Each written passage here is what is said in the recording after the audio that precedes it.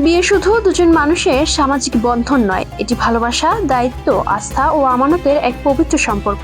একজন স্ত্রী তার স্বামীর জীবনে শুধু সঙ্গী নন, তিনি তার স্বপ্ন, কষ্ট, আশা ও নির্ভরতার অংশ।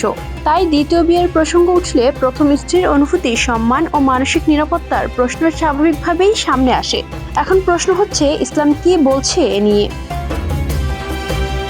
আল্লাহ তাআলা শর্ত সাপেক্ষে একাধিক বিয়ের অনুমতি দিয়েছেন।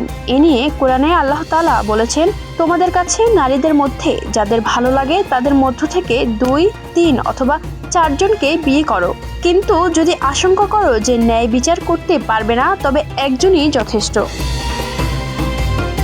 পবিত্র কোরআনে সুস্পষ্ট করে বলা আছে, দ্বিতীয় বিয়ে কোনো বাধ্যকতা নয়, বরং এটি একটি অনুমতি যা ন্যায় বিচারের কঠোর শর্তের সঙ্গে সম্পৃক্ত।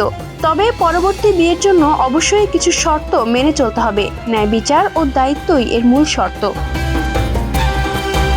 একাধিক বিয়ের সবচেয়ে বড় শর্ত হলো ন্যায় বিচার। শুধু ভরণ পোষণ নয়, বরং সময়, দায়িত্ব, আচরণ ও মর্যাদার ক্ষেত্রেও নৈতিকতা জরুরি।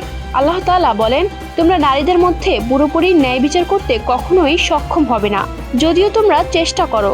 তাই যার মধ্যে এই দায়িত্ব পালনের যোগ্যতা নেই, তার জন্য একাধিক বিয়ের পথে যাওয়া ঝুঁকিপূর্ণ। কিন্তু প্রথম স্ত্রীর অনুমতি এক্ষেত্রে ফরজ নয়। প্রথম স্ত্রীর অনুভূতির প্রতি সম্মান ও ন্যায়পরায়ণ আচরণ করা সুন্নাহ ও উত্তম চরিত্রের অংশ। রাসূলুল্লাহ সাল্লাল্লাহু আলাইহি ওয়াসাল্লাম বলেছেন, তোমাদের মধ্যে সেই ব্যক্তি উত্তম যে তার পরিবারের কাছে উত্তম, আর আমি তোমাদের মধ্যে আমার পরিবারের কাছে সবচেয়ে উত্তম। অর্থাৎ দ্বিতীয় বিয়েতে প্রথম স্ত্রীর অনুমতি শরীয়তের দৃষ্টিতে ফরজ না হলেও এটি সত্য যে ইসলামের শিক্ষা শুধু আইনি বৈধতার মধ্যে সীমাবদ্ধ নয়, বরং ন্যায় বিচার, মানবিকতা ও দায়িত্ববোধের ওপর প্রতিষ্ঠিত।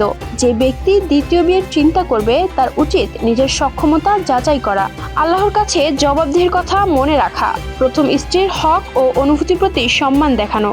কারণ একদিন আল্লাহর সামনে শুধু বিয়ের বৈধতা নয়, ন্যায় বিচার ও দায়িত্ব পালনের হিসাবও দিতে হবে। Ayesha Akter, Swarna, campus Times.